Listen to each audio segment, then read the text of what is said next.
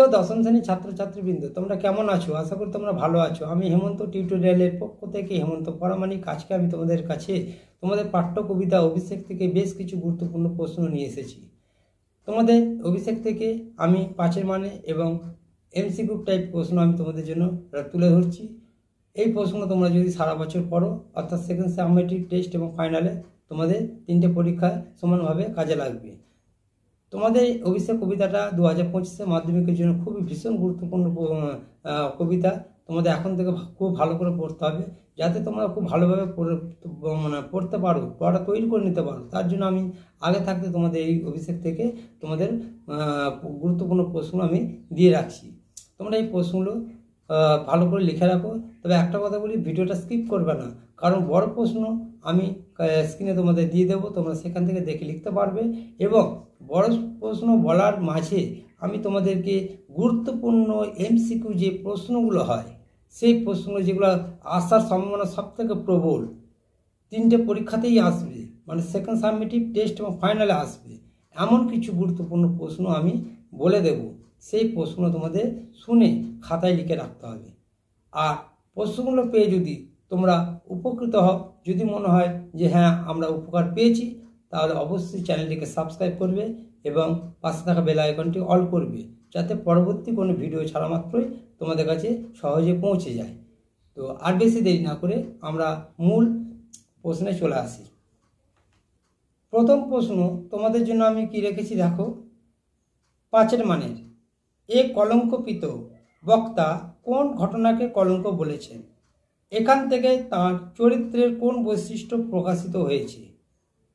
2 নম্বর প্রশ্ন দেখো, অভিষেক করিলা কুমারী, কুমার কি? পাঠ্য কবিতা অবলম্বনে কুমারের চরিত্র আলোচনা করো। এই দুটি তোমাদের 5 মানের প্রশ্ন। 1 নম্বর এমসিকিউ প্রশ্ন তোমাদের জন্য রেখেছি, হৈমবতী সুতা যথা নাসিতে তারকী, হৈমবতী সুতো কথার অর্থ কি? এখানে 4টে অপশান আছে, ইন্দ্রজিৎ, রাবণপুত্র বীরবাহু, দুর্গাপুত্র রাবণ। এখানে উত্তর হবে দুর্গাপুত্র। 2 নম্বর এমসিকিউ প্রশ্ন তোমাদের জন্য রেখেছি, এটা অনুরূপভাবে এভাবেও আসতে পারে, হৈমবতী সুতো হলে কে? অর্জুন, লক্ষণ, কার্তিকেয়, মেঘনাদ। উত্তর কি হবে? কার্তিকেয় উত্তর হবে। 2 নম্বর প্রশ্ন এমসিকিউ তোমাদের রেখেছি, ইন্দ্রজিতের স্ত্রীর নাম কি? ইন্দ্রজিতের স্ত্রীর নাম ইন্দিরা, শর্মা, নিকষা, প্রমীলা। উত্তর কি হবে? প্রমীলা উত্তর হবে। 3 নম্বর প্রশ্ন এমসিকিউ তোমাদের রেখেছি, অভিষেক শীর্ষক কাব্যাংশটি মেঘনাদবধ কাব্য এর কোন স্বর্গ থেকে নেওয়া হয়েছে? অভিষেক এটি প্রথম স্বর্গ থেকে নেওয়া হয়েছে। 3টে এমসিকিউ তোমাদের বললাম। এবার 5 মানের প্রশ্ন দেখো, হা ধিক মোরে বক্তা কে? তিনি কেন নিজেকে ধিক্কার জানিয়েছেন? কি বললাম? হা ধিক মোরে বক্তা কে? তিনি কেন নিজেকে ধিক্কার জানিয়েছেন?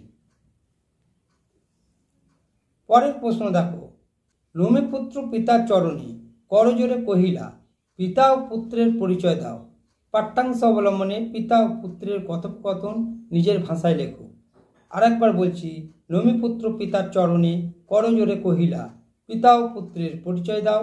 পাঠ্যাংশ অবলম্বনে পিতা ও পুত্রের কথোপকথন নিজের ভাষায় লেখো।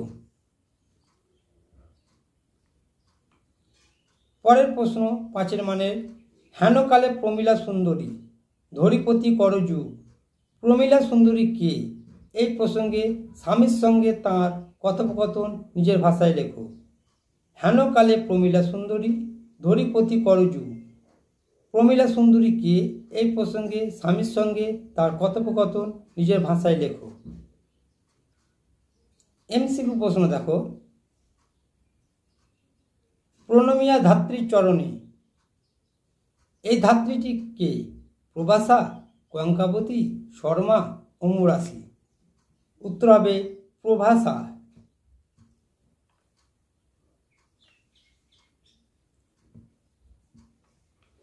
এমসিকিউ প্রশ্ন আরেকটি রেখেছি এখানে, সিঞ্জিনী আকর্ষী রসে সিঞ্জিনি শব্দের অর্থ কী? সিঞ্জিনি শব্দের অর্থ কী? অসি, তীর, ধনুকের ছিলা, দুন্দুভি। উত্তর হবে ধনুকের ছিলা। প্রশ্ন কিন্তু খুব ভালোভাবে পড়ো, এই প্রশ্ন কিন্তু খুব গুরুত্বপূর্ণ প্রশ্ন। এমসিকিউগুলো তোমরা খাতায় লিখে রাখো।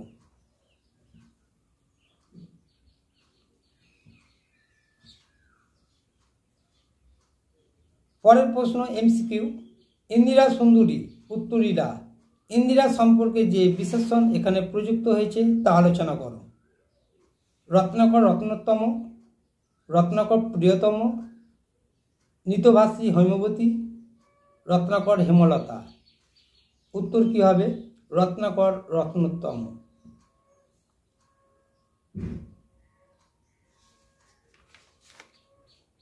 পাঁচের মানের প্রশ্ন দেখো কি রেখেছি তোমাদের জন্য। হায় বিধি বা মম প্রতি, বক্তা কে? তার এইরূপ বক্তব্যের কারণ কি? আরেকবার বলছি, হায় বিধি বা মম প্রতি, বক্তাকে, তার এইরূপ বক্তব্যের কারণ কি? পাঁচের মানের প্রশ্ন।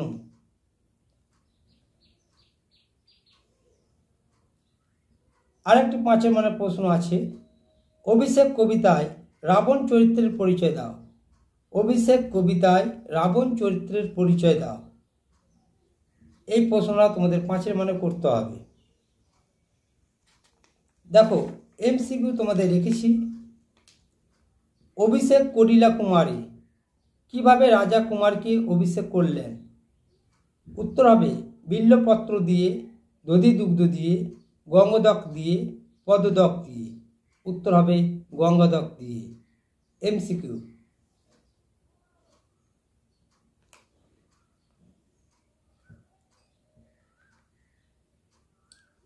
পরের এমসিকিউ রেখেছি তোমাদের জন্য, হৈমবতী সুত যাকে বধ করেছিলেন তিনি ছিলেন কে? তিনি কে ছিলেন? উত্তর হবে মহিষাসুর, তারকাসুর, বৃত্তাসুর, ভস্মাসুর। উত্তর হবে তারকাসুর।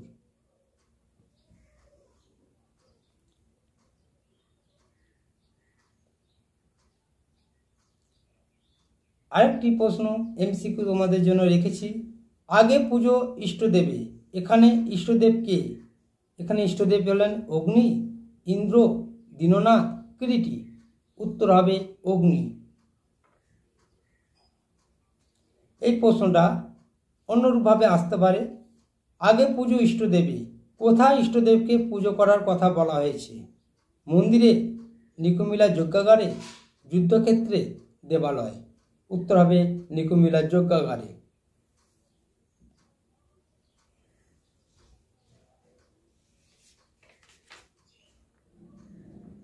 পাঁচের মানের প্রশ্ন দেখো, পাঁচের মানের প্রশ্ন রেখেছি, ঘুচাবো এ অপবাদ বধিরিপুকুলে, বক্তাকে কোন অপবাদের কথা তিনি বলেছেন? উক্ত অপবাদ ঘোচানোর জন্য তিনি কিভাবে প্রস্তুত হলেন? আরেকবার বলছি, ঘোচাবো এ অপবাদ বধিরিপুকুলে, বক্তাকে কোন অপবাদের কথা তিনি বলেছেন? উক্ত অপবাদ ঘোচানোর জন্য তিনি কিভাবে প্রস্তুত হলেন?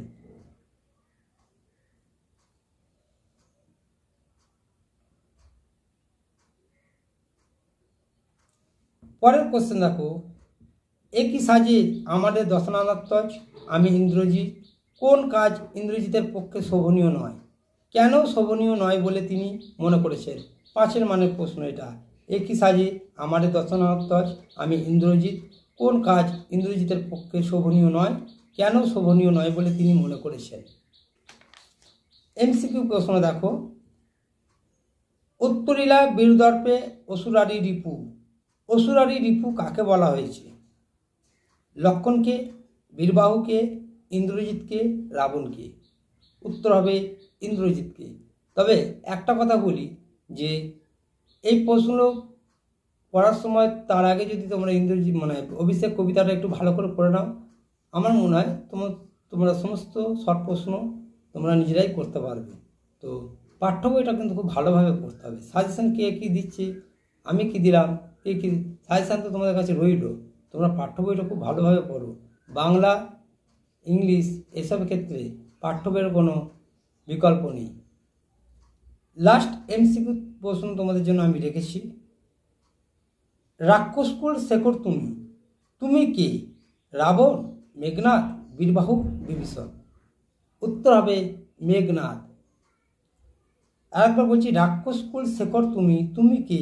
রাবণ, মেঘনাদ, বীরবাহু, বিভীষণ। উত্তর হবে মেঘনাদ। মাত্র 10টি এমসিকিউ তোমাদের জন্য আমি তুলে ধরলাম। এই 10টি এমসিকিউ খুব ভালোভাবে তোমরা পড়ে যাও। আর একবার পিত দেহ আজ্ঞা মোরে কোন আদেশের কথা বলা হয়েছে? আর একবার কথাটির তাৎপর্য কি? কোন আদেশ সে লাভ করেছিল? আর একবার বলছি, আর একবার পিত দেহ আজ্ঞা মোরে কোন আদেশের কথা বলা হয়েছে? আর একবার কথাটির তাৎপর্য কি? কোন আদেশ সে লাভ করেছিল? 5 মানে লাস্ট প্রশ্ন দেখো, সাজিলা রথেন্দ্রোৎসব বীর আভরণে। রথেন্দ্রোৎসব কে? তার সাজসজ্জার ক্ষেত্রে যে উপমা ব্যবহৃত হয়েছে তা বর্ণনা করো। সাজিলা রথেন্দ্রোৎসব বীর আভরণে। রথেন্দ্রোৎসব কে? তার সাজসজ্জার ক্ষেত্রে যে উপমা ব্যবহার করা হয়েছে তার বর্ণনা দাও। এই মাত্র কয়েকটি প্রশ্ন আমি তোমাদের কাছে তুলে ধরলাম। এই প্রশ্নগুলো তোমরা খুব ভালোভাবে পড়ো, তোমরা এখন থেকে তৈরি করে নাও। আর ভালো লাগলে, প্রশ্নগুলো তোমাদের উপকার লাগলে অবশ্যই চ্যানেলটিকে সাবস্ক্রাইব করো। ভালো থেকো, সুস্থ থেকো, আমার সঙ্গে থেকো। ধন্যবাদ।